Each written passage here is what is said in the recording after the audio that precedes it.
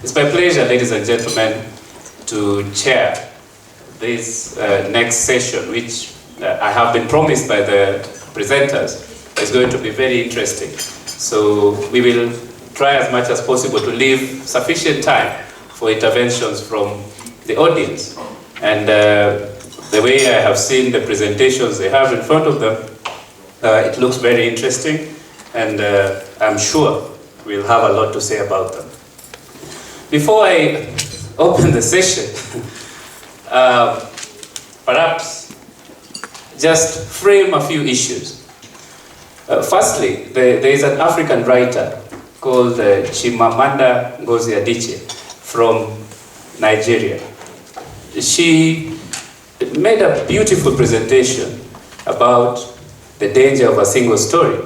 And for me, this entire conference, starting yesterday, today, seems to be skirting on the edges of discussing the danger of a single story. And I'll just read for you an excerpt from what she says. She says, I was an early writer, and when I began to write, about the age of 7, stories in pencil with crayon illustrations that my poor mother was obligated to read, I wrote exactly the kinds of stories I was reading. All my characters were white and blue-eyed. They played in the snow. They ate apples.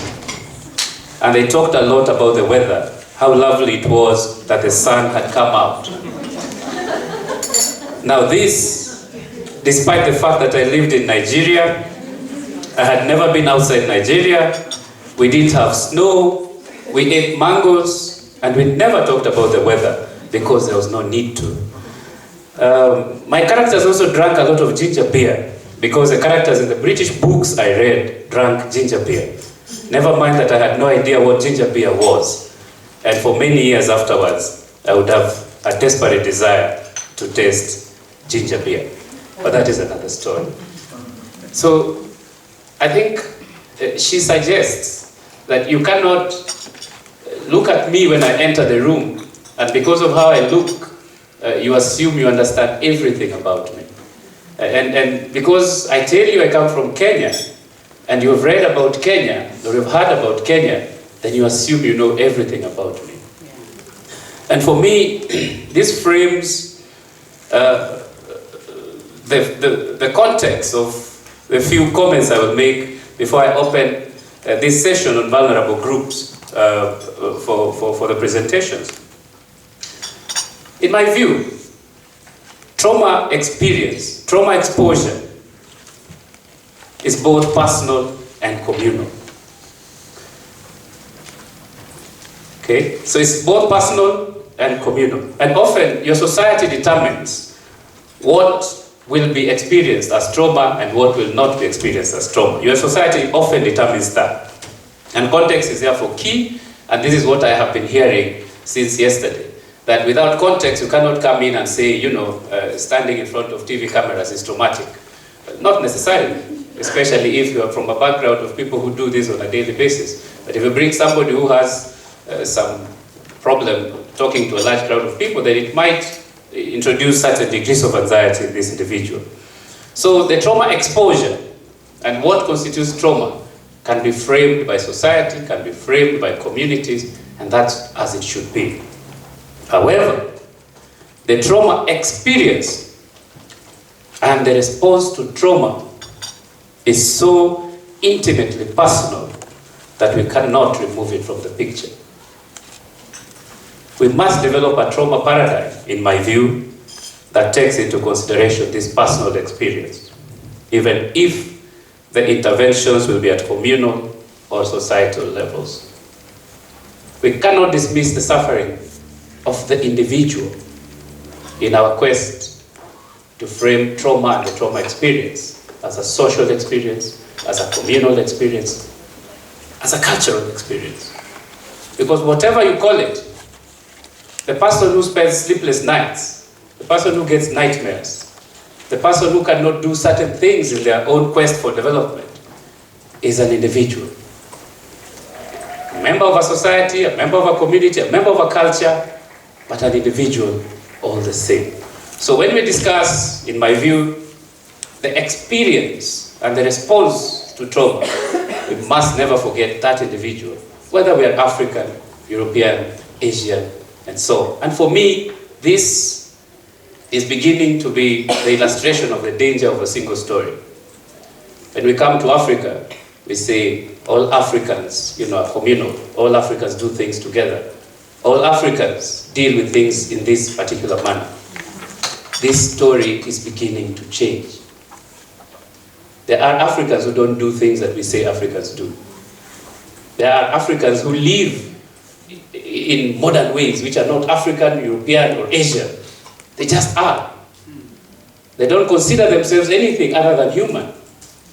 But there are manners. They are in Africa. And when we frame solutions for African problems, we cannot forget these individuals who live among us and who behave differently from those Africans that we are trying to frame. The idea that Africans are the poor people of the world experience trauma differently is at its core exclusionist. I will go as far as say it's at its core racist.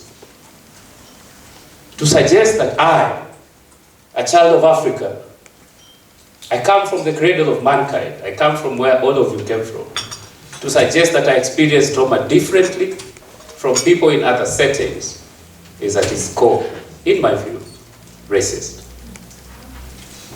And so as we discuss this, as we frame this, we must separate our idea about the trauma experience and the trauma intervention. The intervention can be communal, and Africans have a lot of ways of dealing with trauma. I've heard from the gentleman from Sudan, thank you, and from Somalia, and from Kenya, and from Mozambique. We have had experiences where we deal with trauma communally, and it helps the individual. It helps the person engaging in those rituals to sleep peacefully at night. So it is a communal response, a communal treatment for a very personal injury, for a very individual experience. And I think that is how I'm thinking about it. And finally, to say suboptimal interventions that we propose, because we know we propose suboptimal interventions. We know we propose interventions because of lack of resources. We know this. We know we say there are not enough facilities to address this problem. Therefore, let us do something suboptimal because that is what is available. Those are good, but they cannot be an end in themselves. We must do them with an eye on a situation where we would do evidence-based, properly accepted treatments for our people who are suffering. And with those very many remarks, I want to invite the panelists for this session. The first panelist, Arij Reslan, is an independent psychosocial and protection specialist in the UK and Middle East. She has extensive experience working with people who have been displaced and refugees in camps and in the community. And she's going to do a presentation that will help us to understand her experiences in those settings and to try and look at how care can be given to people who are vulnerable in these situations. The next presenter will be Felix Mudimu from Zimbabwe, who is in the Counseling Services Unit and is the National Programs Director at the Counseling Services Unit in Zimbabwe and a council member for Southern Africa on the International Rehabilitation Council for Torture Victims. He works with people, victims of torture, and in our discussion I learned that he also works closely with a similar unit in my country, Kenya. And the last presenter on this panel is going to be Yoke van der Meulen from Reslan University in Palestine. She has lived and worked in the West Bank since 1983 and has qualifications in public health and in sociology. And she's been a member of the research team at the Institute of Community and Public Health of the Reslan University and currently the coordinator of the mental health unit. So we are looking forward to her experience working in that volatile region with people who have suffered greatly historically. Ladies and gentlemen, I welcome Arij to open the session. Thank you. Yeah, thank you. Hi everyone. Actually, I'm not as nervous as I thought I'd be. Maybe I am. Usually in this situation, my hands go so cold. You touch them, they're kind of under zero, and I've been vomiting the whole day, just really so nervous. So I hope the presentation would be good, and especially really building on what has been given yesterday, which was very insightful and very, very good.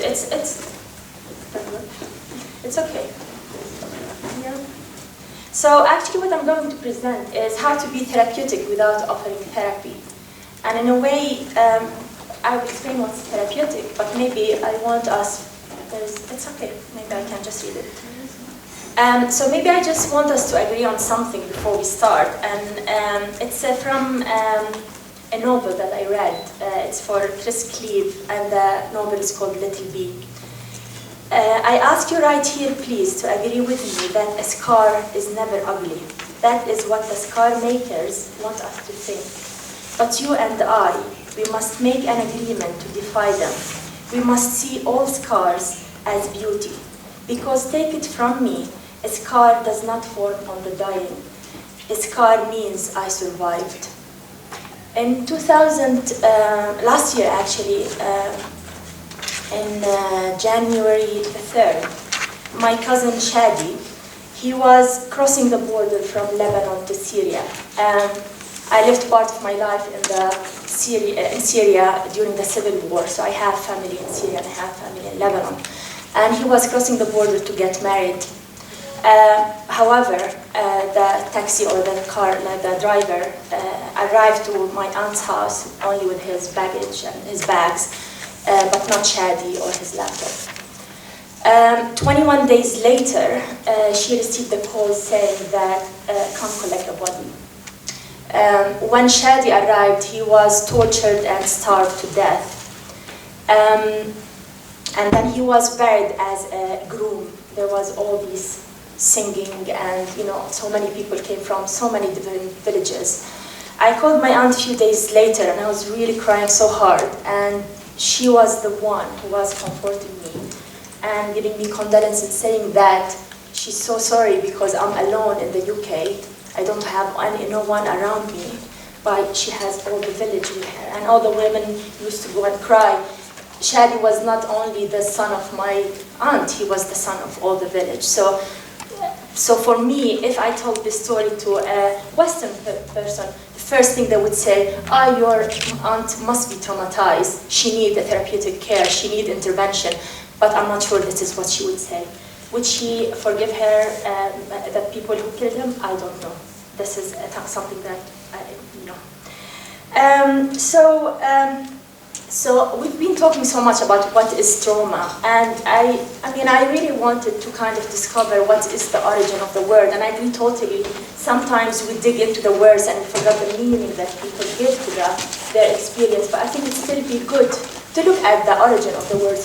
So trauma is a Greek word, and it has two connotations. So one is to rub in and one to rub out or to rub off.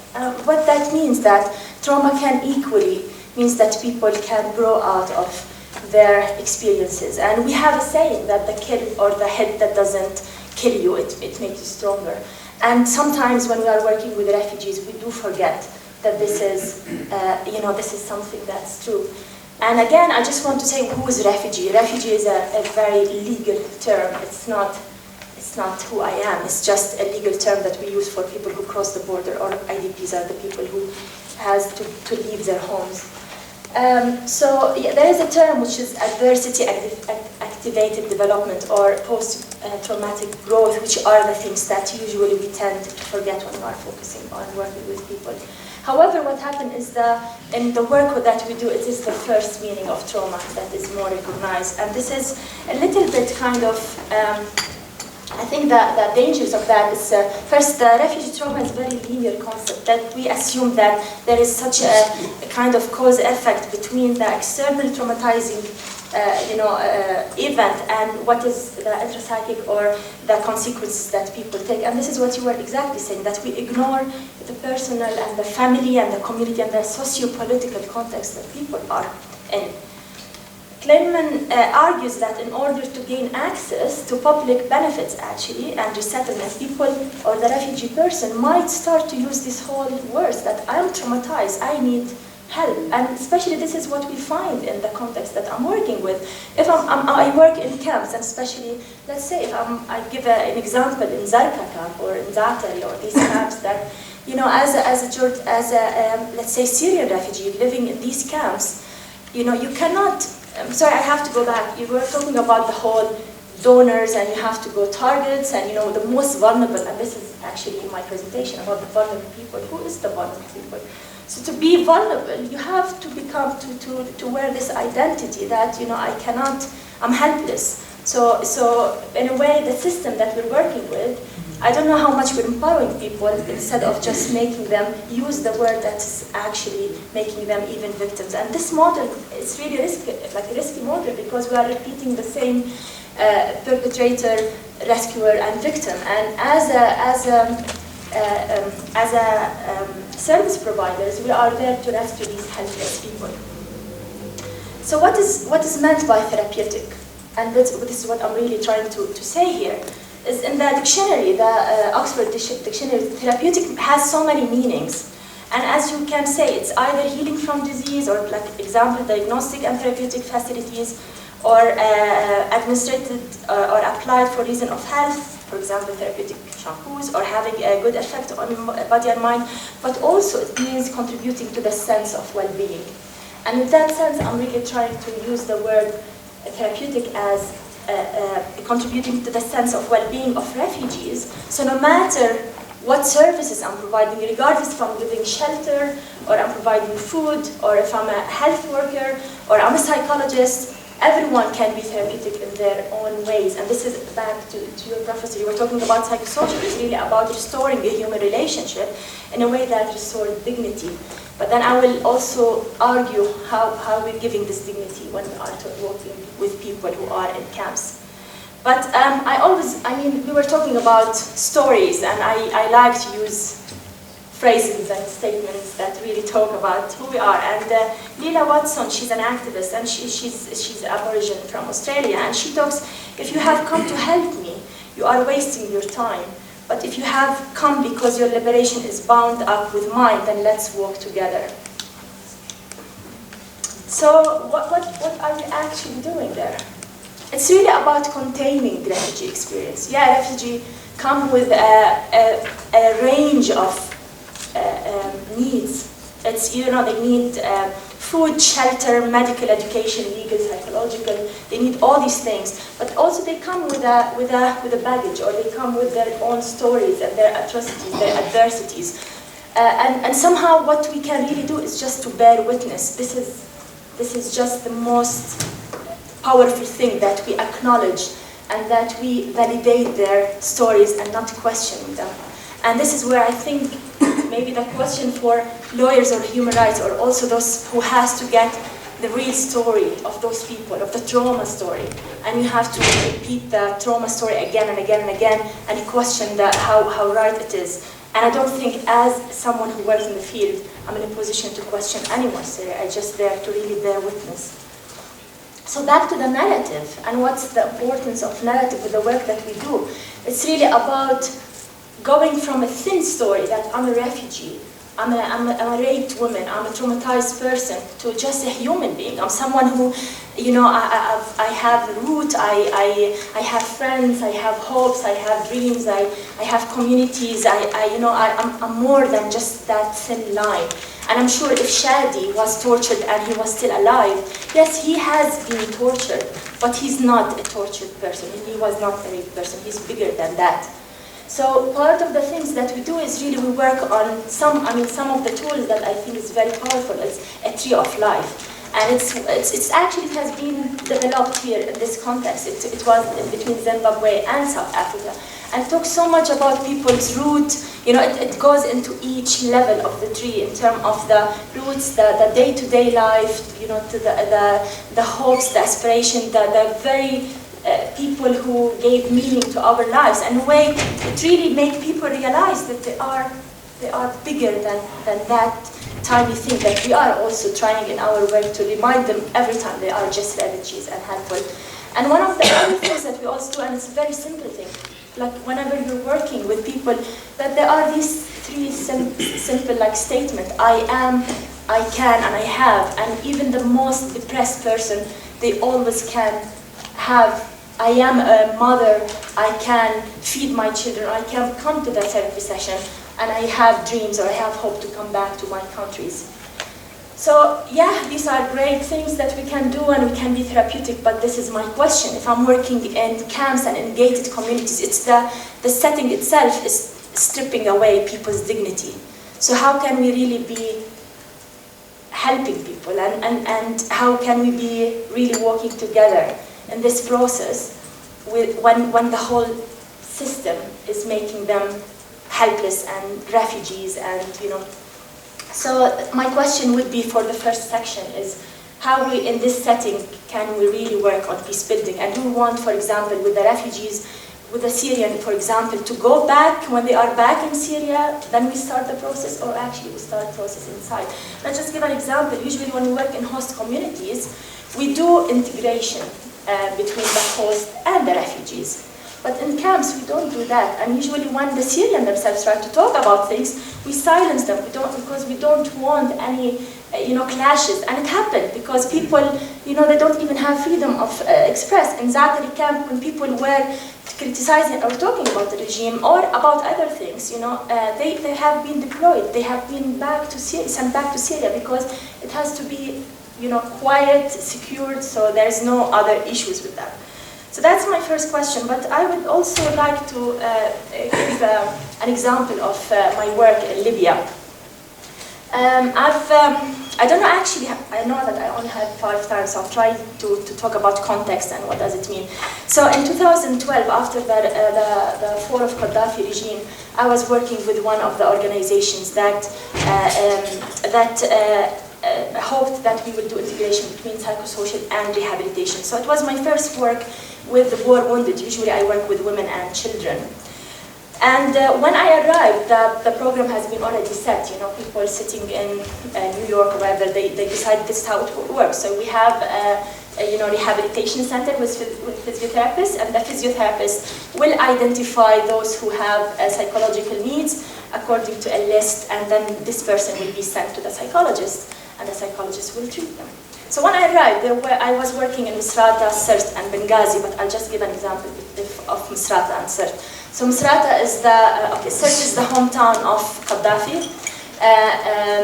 so they are pro-Gaddafi regime, and Misrata, they are the rebels or the freedom fighters, the ones who make the regime fall. So definitely you're talking about two enemies, and we were working between these two contexts, and we were very transparent, telling those that we are working here and telling these that we are working there.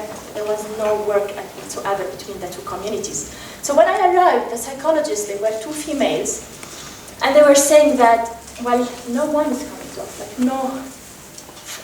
no patient is coming to our offices. Though the physiotherapists, they have identified so many men and they referred them. And without really understanding the context, you would start thinking, oh, how we make sure that these men have to go to this lady.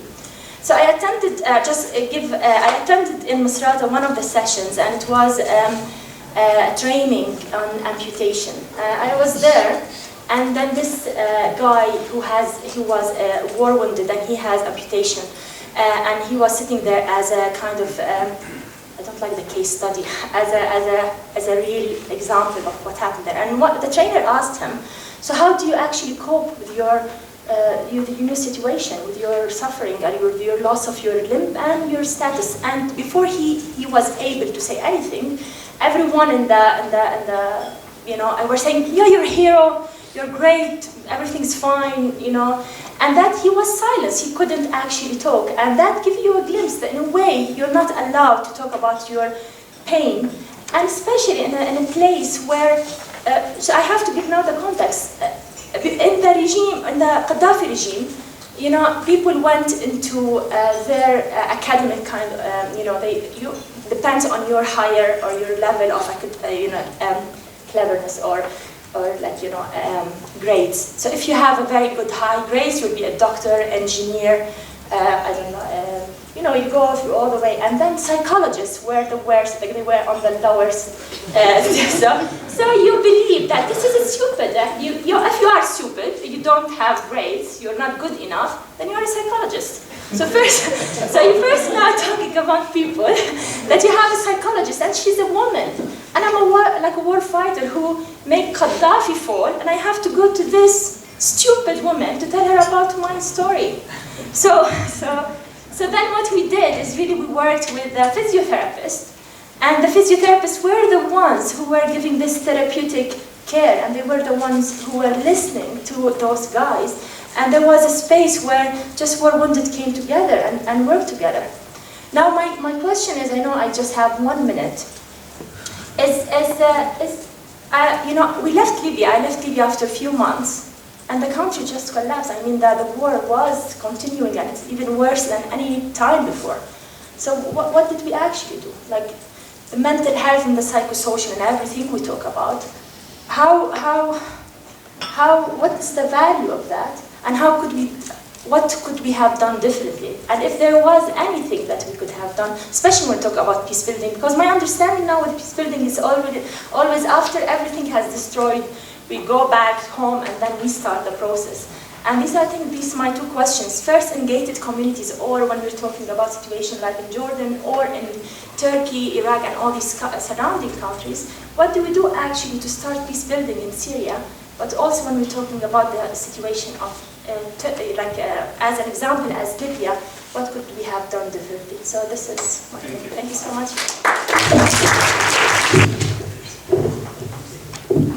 Right. First of all, I'd like to express my extreme pleasure in the process that we're going through today. I couldn't stop talking about it on the first day to Fidi, to Webster, and to my colleague who's just introduced me.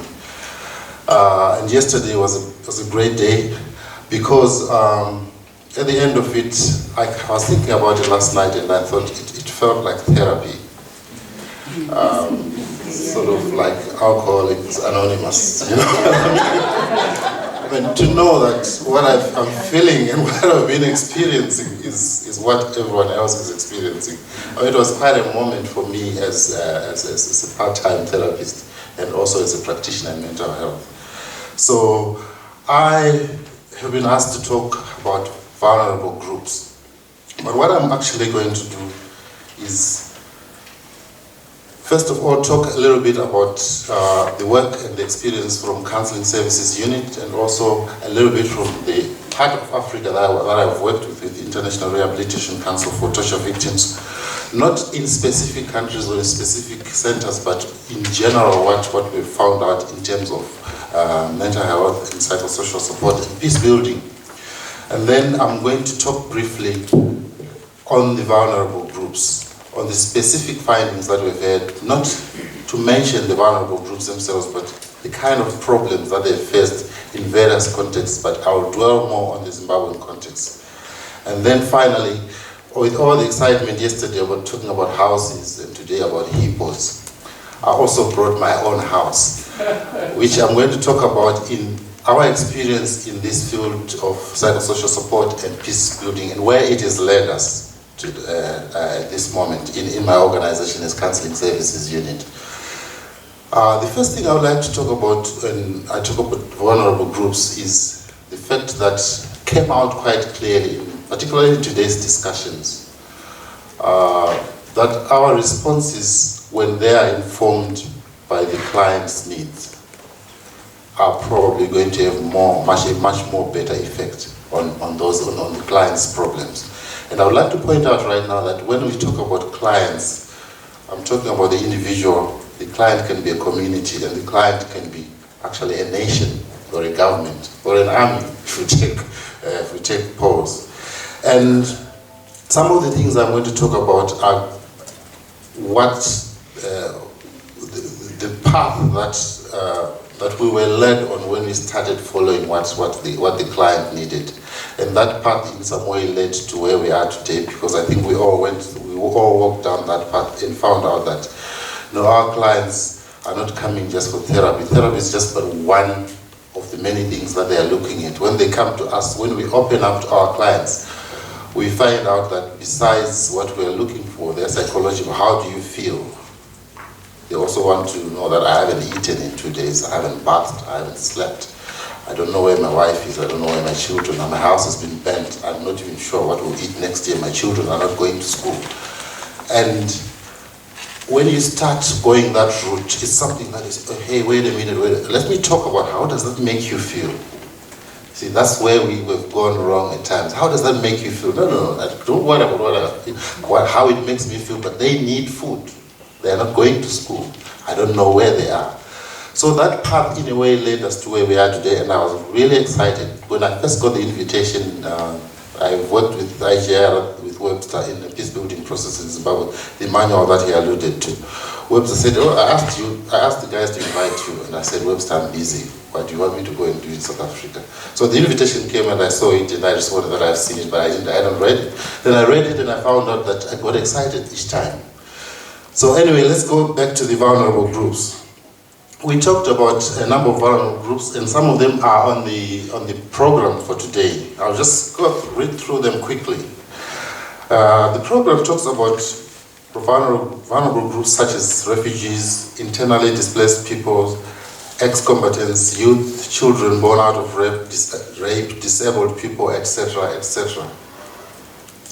Now, I'm not going to talk about each group as a single group, but more to look at the needs that we found they have in our experience, in particularly in the Zimbabwe experience. And sometimes someone talked about why do we want to label them vulnerable? Why are they vulnerable? It's a discussion we have had in our center that the vulnerability versus coping. What do you mean vulnerable? Life's experiences makes us more vulnerable. So that's a discussion that we can't have in 10 minutes. But some of the problems that all these groups have in common, particularly in the kind of clients that we've dealt with in my organization. I'll have just a couple of seconds on just explaining the Zimbabwe situation to some of us who don't understand. We're not a post-conflict situation in Zimbabwe. Neither are we in an open conflict situation. We don't have a serious problem according to our brothers in Africa. Sometimes, let me admit, I feel that way when I travel in Africa, when I see some of the things. But there is still a big problem in Zimbabwe, which I think some of the things we've discussed here are quite clearly obvious in Zimbabwe. We talked about the historical origins of the conflicts. We talked about the land issue. Those are the topical issues that have flared in all over the continent, indeed all over the world. So some of the issues, the problem in Zimbabwe is that it's not as open as it seems when you walk on the streets. And that there's throughout all these vulnerable groups, there's a pervading fear that exists, that affects any care that you want to give, that affects their access to any care, that affects their access to several things that I'll talk about now. In fact, I'll give you an example. Just last week, I got a phone call from one of the groups that we work with, where an election is about to occur, and in Zimbabwe, when the election's okay, you better run. So he said, we are living in fear. And I said, what do you mean? He said, we are literally holding our intestines in our hands. That's figuratively speaking. And as I finished the conversation with him, then I lay back, I was in bed, and I started thinking, holding intestines. It's a common Shona phrase. And what does it mean? And I thought, if you're holding intestines in your hands, can you move? Those who don't know, intestines are quite slippery. You want to keep them there, but can you move? So what I actually got was that the whole community is paralyzed with fear. And that's the kind of fear that paralyzes the Zimbabwe. So one of the problems the vulnerable groups face is access to rehabilitation and redress. We've got the laws, we've got the courts, we've got the hospitals, but the kind of vulnerable groups that we meet in Zimbabwe are not allowed to have access to that. And when they go for redress in the courts of law, the courts can sometimes be openly hostile, or just prohibitive in that they are not assisting. That's one of the problems. The second problem that I identified was safety. Now, this is an important problem when you are providing therapy and psychosocial support. Because once the session is over, whether it's a group, an individual, or family, can you guarantee their safety when they go home? And if you can't, have you done anything in therapy? Because as soon as they walk out of your door, they're back in the same situation, probably being re-traumatized. So a lot of the times, what we've learned in our experience is that you would have to then also, besides the therapy, you have to provide some of the security. And I'll come to that in the end, that can you provide the security? Because there will be a lot of other things that will be called on to provide. The other problem that the client, these vulnerable groups face is the socio-economic circumstances around them. I'll give Zimbabwe as a particular example, but in any society, particularly post-conflict society, the wars have destroyed a lot of the infrastructure. People are not employed. Employment is not even the problem. They don't have anywhere to sleep. They don't have anywhere to stay. So those socio-economic circumstances, you can't ignore them if you are talking therapy and if you are talking peace building, because socio-economic circumstances are often a key causer of the disturbance of peace and also increased vulnerabilities. And then one of the other things that the problems that the vulnerable groups face is a lot of the problems they're trying to articulate to you haven't happened in their lifetime. They've happened before. So they don't understand the causes. So you can't explore causes for them to understand what's happening because they may not even know about them.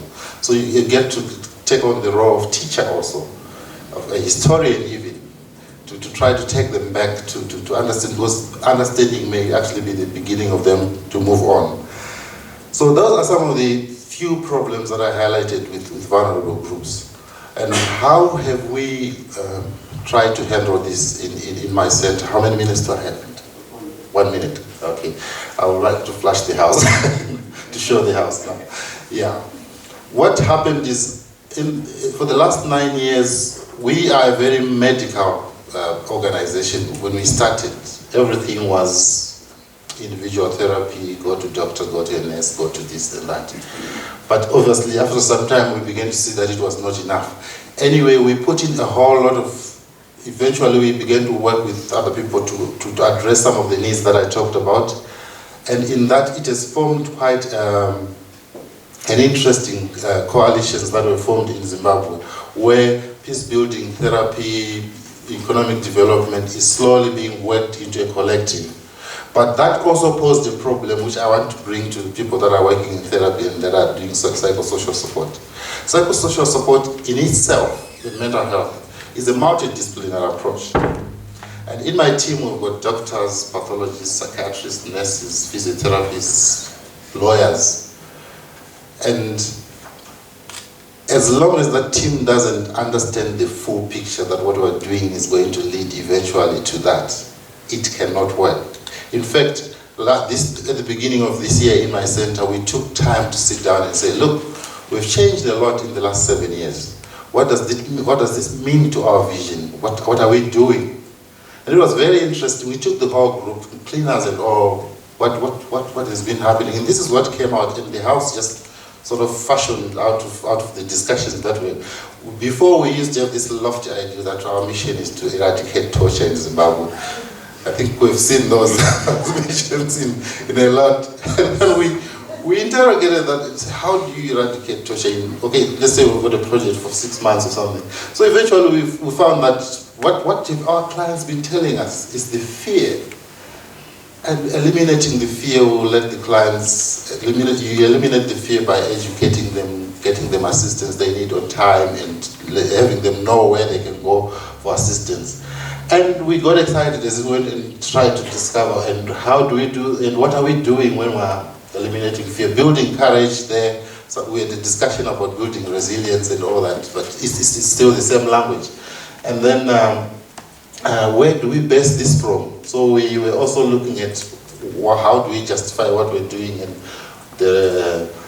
because we're a health-based center, we talked about the right to comprehensive rehabilitation and prevention of torture. There was a use of the word holism there, which is actually what we're doing when we extend our work to peace building and conflict resolution. And then we had a whole lot of discussions on who is the client for us. And it was the individuals, the communities, and even the government and the nation. And all our work, I will just ask for one more minute, was then peace building informed by our actions in rehabilitation, access to justice, prevention, and protection. And we even went further to cite some of the Zimbabwean laws. For years, up to 2 years ago, when you talked about rights, or you talked about dignity of human beings in Zimbabwe, it was seen to be a foreign concept, regime change agenda. But in the new constitution that we have, a well spelled out Bill of Rights. So we also cited that we are actually working in line with the national needs. And then we also went further the more excited we got to define how ourselves we're going to present ourselves in that. And this was a whole collective that we, truth, respect for all and services, which some of the ways that were coming out of here. So my excitement was quite justified when I read the program for this. Thank you very much. I'll stop there. Good morning. I'm really happy to be here. Thank you for the invitation. My name is Yoke van der Meulen. I'm originally Dutch, but since 1983 I have lived and worked in Palestine.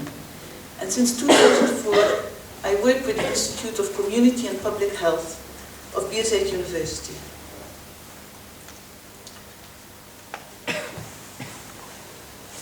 My presentation consists of 3 parts.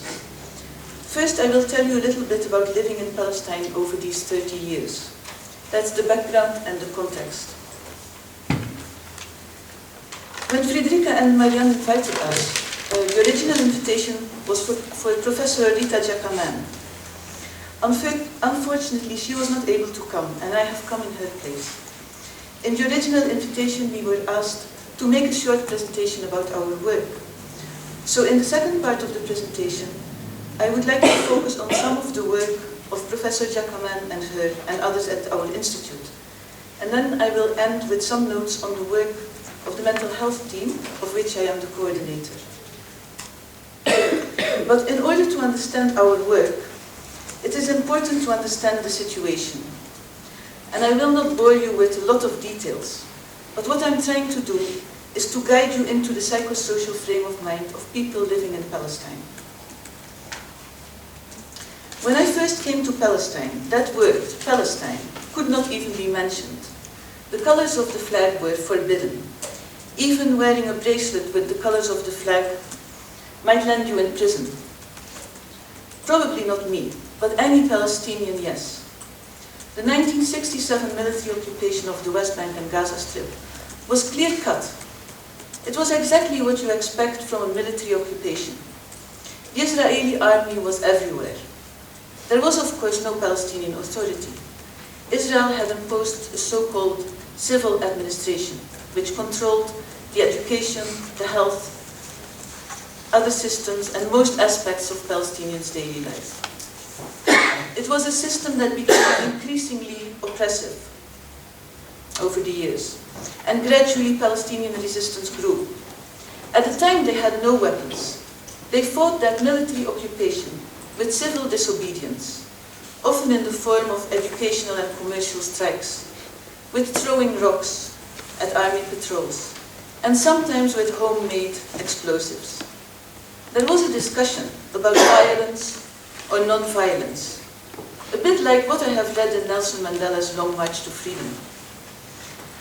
And towards the 1980s, this resistance movement culminated in the First Intifada. Intifada means shaking off. It was an attempt to shake off the Israeli occupation and the oppression.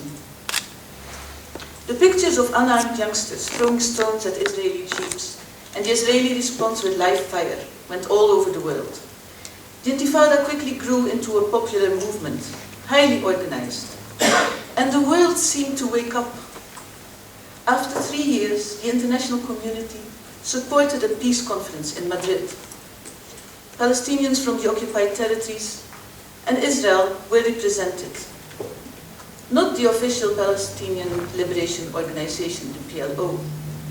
That was still deemed a terrorist organization by Israel. But we had hope. The negotiations were slow and painstaking, but they were taking place. And I remember so well that feeling of hope. It was a feeling of hope that had come at a high cost though.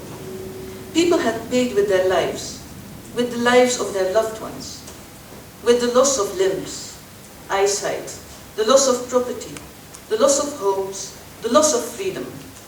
There was a lot of damage. But we thought there was going to be a return for all that the endured hardship was now leading to something positive. It was not to be. While the PLO had been officially sidelined from the negotiations, we were surprised that suddenly, in secret, a deal was struck between that very same organization and Israel. And that deal is known as the Oslo Accords. We are talking 1993. Suddenly there appeared to be peace, or so we thought, and so the world thought. And we know better now. But in the eyes of the world, that picture of Clinton with Rabin and Arafat shaking hands on the lawn of the White House has dominated the global memory. We are supposedly post-conflict. But are we? All that really happened was that the Palestinians got the responsibility to take care of the infrastructure and population of their cities. But there was and is no sovereignty over the land, water, or other resources. And Palestinians have no control over borders. Today, the supposedly Palestinian capital of East Jerusalem has become out of reach for almost all Palestinians. There is still no solution for the millions of refugees living in camps in Jordan, Lebanon, and Syria. And those in Syria have recently become refugees for the third time. The number of Israeli settlers in East Jerusalem has doubled, and more than tripled in the West Bank, where for every 5 Palestinians, there is now 1 Israeli colonial settler. And I stress the word colonial. There have been 3 Israeli wars on Gaza in the past 6 years. And we now have that terrible wall that we call the apartheid wall. And I couldn't find a picture. I found a picture, but I had no internet to put it on my presentation. But it looks like what you see there on the left. So contrary to the picture that was presented to the world, for Palestinians, peace is not peace, and post is not post. And that is the context in which we work. Now the second part. Rita. Rita is the founder of our institute, and you just saw her picture a few minutes ago. You could say the institute is her life's work. And while originally she thought research should directly serve the people, and she saw no need to publish, she gradually came to see publishing Palestinian health research in international journals as an important form of advocacy, raising awareness of what is happening in Palestine. She calls it reframing or reconceptualizing health in line with our chronic war-like conditions.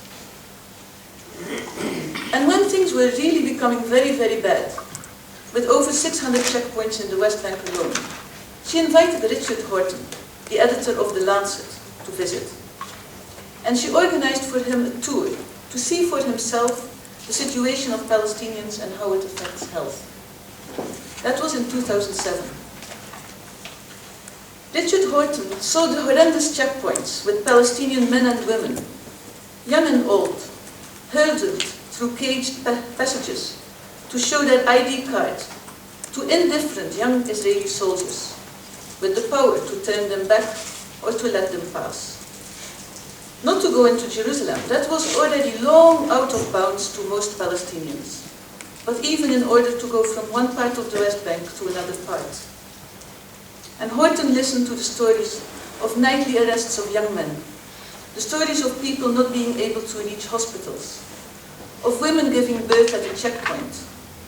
He was impressed and shocked, and he commissioned our institute to work on 5 articles to explain to the world that the historic, the structural and political conditions that Palestinians endure in the occupied Palestinian territory are the key determinants of their health. In 2009, the 5 articles were published in The Lancet, and that was the beginning of a commitment of The Lancet, our institute, and a group of international academics to support together the development of Palestinian health research. The Lancet Palestinian Health Alliance, the LPHA. To date, there have been 6 yearly conferences.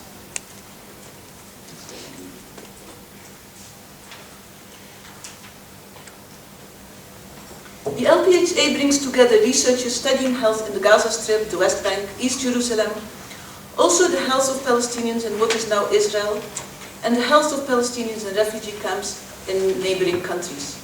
The researchers themselves are Palestinians, or they can be of any other nationality.